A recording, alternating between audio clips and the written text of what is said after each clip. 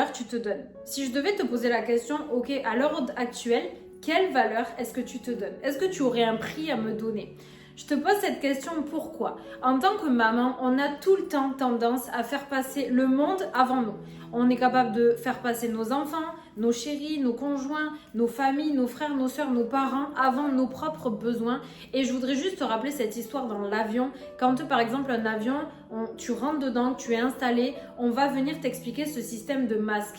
Pour pouvoir aider la personne qui est à côté de toi, pour pouvoir la sauver lors d'un crash ou en tout cas d'une dépression de l'avion, la seule chose à faire, c'est que toi, tu mettes ton masque pour pouvoir le regarder et pouvoir l'installer au mieux et l'aider à elle.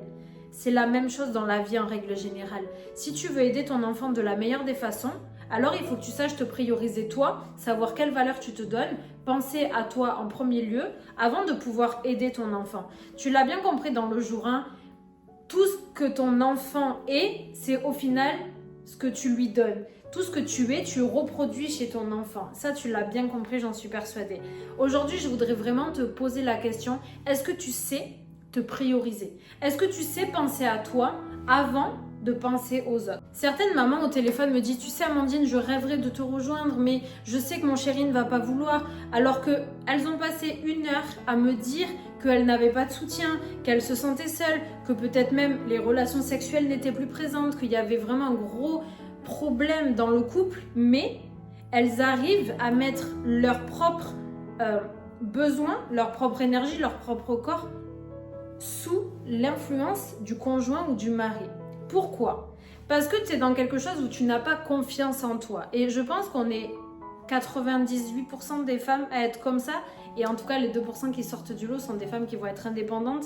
Et je pense qu'on a toute cette indépendance en nous, vraiment. C'est juste qu'on doit être capable de le sortir au bon moment et de le sortir quand on pense et qu'on estime que c'est nécessaire. Si tu es là en train de me regarder, c'est qu'à un moment donné, tu t'es reconnu dans une de mes vidéos et que tu t'es dit, elle peut m'aider. Peut-être que mon passé t'a parlé, peut-être que mon histoire t'a parlé, peut-être que juste les témoignages des mamans t'ont parlé, peut-être que bref, juste une vidéo que tu as vue de moi t'a parlé et tu t'es dit ok, j'ai besoin de voir plus, d'en savoir plus et de savoir qu'est-ce qu'elle peut m'apporter. Si on se retrouve au téléphone toutes les deux, je te demande une seule chose, c'est de prendre tes propres décisions.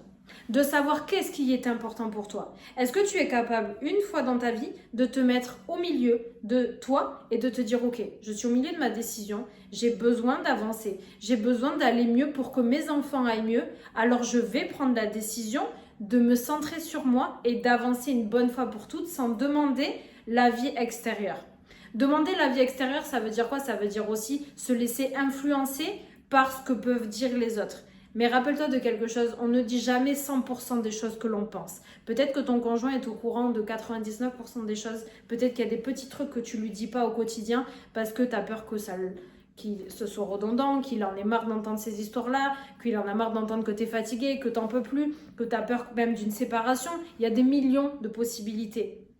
Mais une chose est sûre, tu ne lui dis pas 100% des choses. Si toi, tu as envie de changer et de prendre les choses en main justement à 100%, alors il n'y a que toi et il n'y a que sur toi que tu peux t'appuyer pour pouvoir toi changer et faire changer tes enfants par la suite. Mais tu le sais très bien. La chose que je te demande, si tu prends rendez-vous ici avec moi, et je te demande de prendre rendez-vous, parce que si tu es là en train de me regarder encore une fois, c'est que tu as quelque chose et que tu as envie d'aller mieux, tu as envie d'évoluer. Alors prends ta décision pour toi. Autant sur le terme logistique, financier, environnemental, peu importe, prends tes décisions. Et c'est la seule chose qui te permettra d'avoir confiance en toi, d'avoir de l'estime de toi et qui te permettra vraiment d'aller de l'avant une bonne fois pour toutes parce que tu seras sûr d'avoir avancé avec tes convictions et tes propres valeurs. Je te dis à tout de suite, clique sur le lien juste en dessous, qu'on puisse se retrouver ensemble au téléphone et qu'on puisse justement parler de ça. Et je serai la première à te féliciter déjà d'avoir passé le cap et d'avoir cru en toi et d'avoir pris conscience que tu étais la meilleure des personnes, tu étais la plus belle des personnes à aimer.